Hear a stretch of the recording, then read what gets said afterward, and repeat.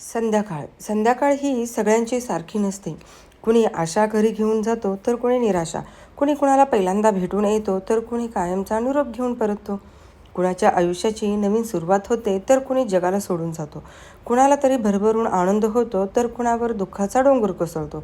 संध्याकाळ जरी सगळ्यांची सारखी नसली तरी रात्र ओलांडून जी सकाळ येते ना, ती मात्र सगळ्यांची सारखी असते.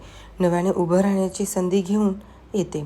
हो, आता हे ज्याचं त्यांच्यावर असतं की संधीचं सोनं करायचं की नाही. बाकी संध्याकाळ तर सगळ्यांचीच सारखी नसते.